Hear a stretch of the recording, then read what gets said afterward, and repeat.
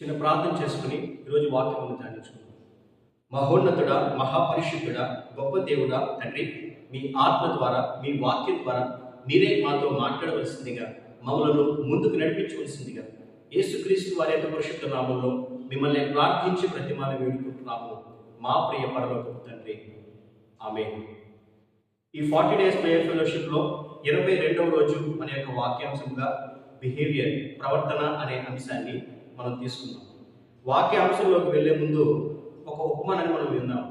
ఒక company job vacancies ఉన్నాయని చెప్పి ఆ యొక్క రిక్రూట్మెంట్ ప్రాసెస్ని పెట్టిందండి. మరి అందులో భాగంగానే కొన్ని ఇంటర్వ్యూస్ కండక్ట్ చేస్తుంది. ఈ ఇంటర్వ్యూస్కి చాలామంది అటెండ్ అయ్యారు. అందులో ఒక అబ్బాయి ఇంటర్వ్యూ ఫేస్ చేశాడు. అక్కడ అడిగిన క్వశ్చన్స్ అన్నిటికీ కూడా ఆన్సర్స్ ఇచ్చాడు. తన మార్క్స్ బాగున్నాయి, మెరిట్ స్టూడెంట్ అన్నీ బాగున్నాయి. ఈ ప్రాసెస్ అంతా అయిపోయిన తర్వాత ఫైనల్ రిజల్ట్లో ఈ అబ్బాయి పేరు వస్తుందని చెప్పి అందులో అనుకున్నారు. కానీ ఆఫ్టర్ రిజల్ట్ తన పేరు అందులో కనిపించలేదండి. మరి అది చూసి కొంతమంది ఎవరైతే ఇంటర్వ్యూ చేశారో ఆ మేడం దగ్గరికి వెళ్ళి, ఏమండి ఈ అబ్బాయి అన్ని క్వశ్చన్స్కి బాగా ఆన్సర్ చేశాడు కదా, తన మార్క్స్ బాగున్నాయి, ఈజ్ ఎ మెరిట్ స్టూడెంట్, మరి ఎందుకని ఆ అబ్బాయిని మీరు తీసుకోలేదు, రిక్రూట్ చేసుకోలేదు అంటే మరి ఆమె చెప్పినటువంటి సమాధానం, ఆ అబ్బాయి క్వశ్చన్స్ అన్నిటికీ ఆన్సర్స్ బాగా చెప్పాడు కానీ తన యొక్క బిహేవియర్ విషయంలో, తన ప్రవర్తన విషయంలో సరిగా లేడు, సరిగా ప్రవర్తించలేదు, రెక్లెస్గా సమాధానం చెప్పాడు. రెండవది తన చూపుల విషయంలో కూడా తన యొక్క చూపు సరిగా లేదు అని కూడా ఆమె చెప్పిందండి. కేవలము తన యొక్క బిహేవియర్ని బట్టే అతను రిజెక్ట్ అయ్యాడు అని ఆమె చెప్తుంది. ఈరోజు మన జీవితంలో మనం ఏ రకంగా బిహేవ్ చేస్తున్నాం, మన ప్రవర్తన ఏ విధంగా ఉన్నది అని దేవుడు ఆయన అడుగుతున్నాడండి. మరి మన జీవితంలో మనకి చాలా టాలెంట్ ఉండొచ్చు, మనకి ఎంతో నాలెడ్జ్ ఉండొచ్చు, మనకి టాలెంట్ ఉందని, నాలెడ్జ్ ఉందని మన ఇష్టానుసారంగా మనం బిహేవ్ చేయొచ్చు అనుకుంటే మాత్రం పొరపాటండి. Behaviour is always greater than knowledge, because in life sometimes knowledge will fail but behaviour can still handle. మన జీవితంలో మరి ఈ యొక్క ప్రవర్తన, మన బిహేవియర్ అనేది నాలెడ్జ్ కంటే ఎప్పుడు గొప్పదండి.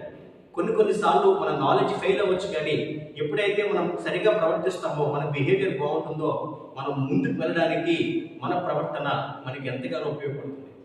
బైబిల్ గ్రంథంలో ఒక వాక్యం మనం చూసినట్లయితే రోమాపత్రిక 12వ అధ్యాయము 2వ వచనంలో, రోమన్స్ చాప్టర్ 12 verse 2, మీరు ఈ లోక మర్యాదను అనుసరింపక ఉత్తమమును, అనుకూలమును, సంపూర్ణమైన దేవుని చిత్తం ఏదో పరీక్షించి తెలుసుకున్నట్లు మీ మనస్సు మారి నూతన ఒకటి వలన రూపాంతరము పొందుడి. Don't copy the customs and behaviours of this world. మీరు ఈ లోక మర్యాదను అనుసరింపక ఉత్తమమును, అనుకూలమును, సంపూర్ణమైన దేవుని చిత్తం మీద పరీక్షించి మరి ఆ విధంగా మీరు ప్రవర్తించండి, ఆ విధంగా మీరు జీవించండి అని దేవుడు ఆయన వాక్యం ద్వారా స్పష్టంగా చెప్తున్నారు. మరి మరొక వాక్యం మనం చూసినట్లయితే ఎఫెసీ పత్రిక 5వ అధ్యాయము 1 వచనాలు.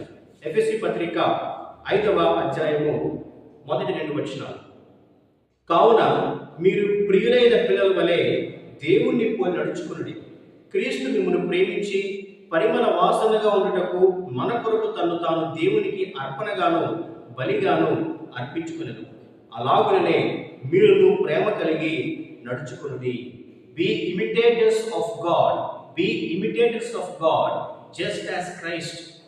మరి ప్రియమైన పిల్లల వలె దేవుణ్ణి పోలి నడవండి అని దేవుడు ఆయన వాక్యం ద్వారా స్పష్టంగా చెప్తున్నారు.